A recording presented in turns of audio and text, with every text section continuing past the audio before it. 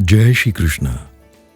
दिनांक 25 जुलाई 2021 के दिन सांदीपनि विद्या निकेतन के द्वारा पूज्य बाशी के कर कमलों से पोरबंदर के भावसिंह जी गवर्नमेंट हॉस्पिटल में 21,000 लीटर ऑक्सीजन स्टोरेज कैपेसिटी वाले टैंक का लोकार्पण किया गया।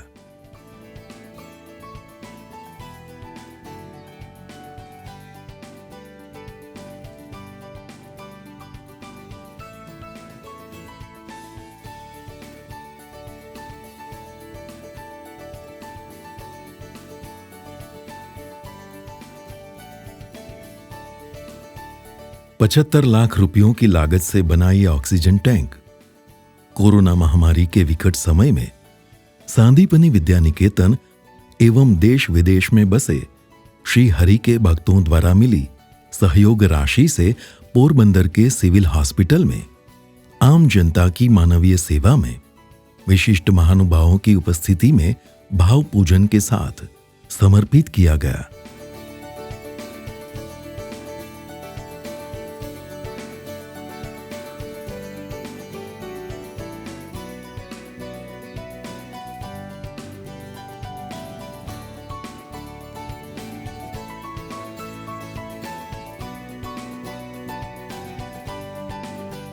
इस लोकार्पण के कार्यक्रम में गुजरात के माननीय मुख्यमंत्री श्री विजयभाई रूपानी की वर्चुअल उपस्थिति रही। जय श्री कृष्ण। सौप्रथम तो पूज्य भाई श्रीना हस्ते क्रायोजेनिक ऑक्सीजन टैंक 75 लाख रुपयाना खर्चे अपनी पोरबंदरनी होस्पिटल में आज लोकार्पण थयुं छे। ए माटे पूज्य भाईश्री सौ दाताश्रीओ सौ सहयोगीओ ए बधाने खूब खूब अभिनंदन अने धन्यवाद आपू छूं। कोरोनानी आ विश्वव्यापी महामारी में ऑक्सीजनનું महत्व ए आपने बधाने समझाणुं छे। सेकंड वेवना पीक वखते लगभग 1200 मेट्रिक टन सुधी આપણે પહોંચી ગયા હતા।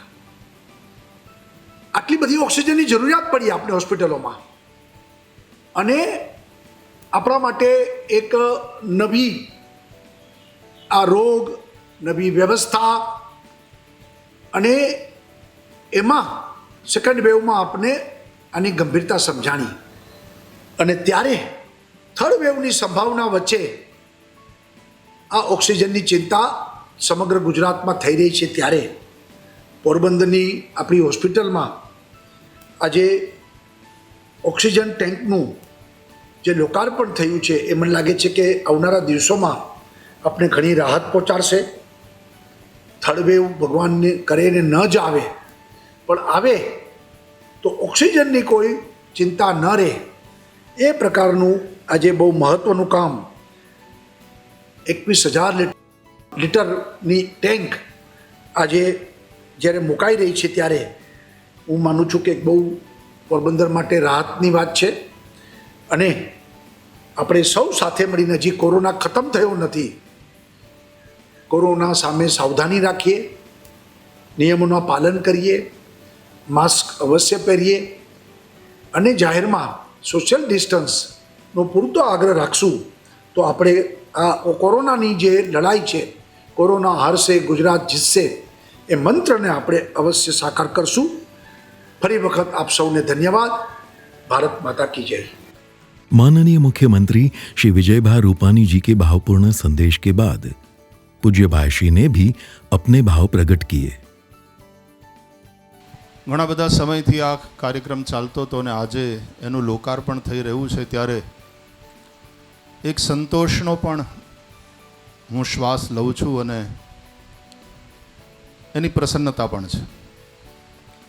જેમ આદરણીય મુખ્યમંત્રીશ્રીએ કહ્યું એમ ગુજરાતમાં આપણે કોવિડ-19ના બીજા મોજાને ખાળવામાં મહદઅંશે સફળ થયા પણ એ સમયે સમગ્ર ભારતમાં ઓક્સિજનની જે એક સ્કેર્સિટી ઊભી થઈ આપણી જે ક્ષમતા હતી, સામાન્ય રીતે આપણી જે જરૂરિયાત હતી એના કરતાં એ જરૂરિયાત અચાનક વધી ગઈ અને એની પૂર્તિ માટે થઈ અને બધી જ સરકારોએ, રાજ્ય સરકાર હોય કે કેન્દ્ર સરકાર, ઘણા બધા પ્રયાસ કર્યા, પણ અચાનક વધી ગયેલી માંગને પૂરી કરવાનું થોડું મુશ્કેલ બન્યું.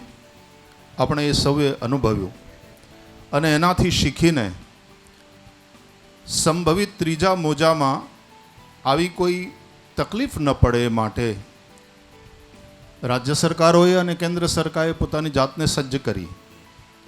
ત્યારે સરકારશ્રીના આ પ્રયાસોમાં સાંદીપની વિદ્યાનિકેતન દ્વારા પોરબંદર વિસ્તારને આ ઓક્સિજન ટેન્કની સેવા આજે સમર્પિત થઈ રહી છે.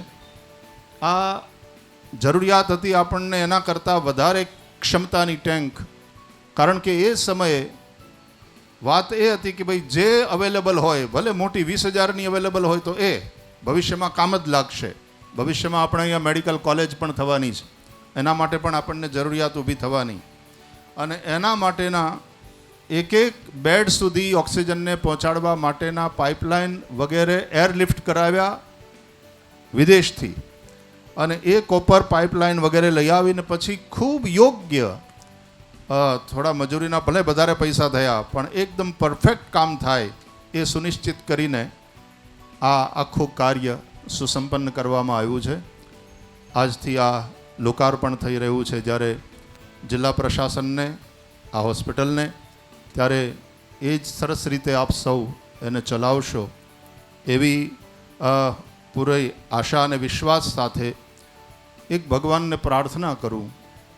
જેમ કલેક્ટર સાહેબે પણ કહ્યું, આદરણીય મુખ્યમંત્રીશ્રીએ કહ્યું, ત્રીજું મોજું ના આવે એવું તો આપણે બધા ઈચ્છીએ, પણ સીમાડે દેખાઈ રહ્યું છે અને એટલા માટે આપણે આપણી જાતને સજ્જ કરવી પડશે.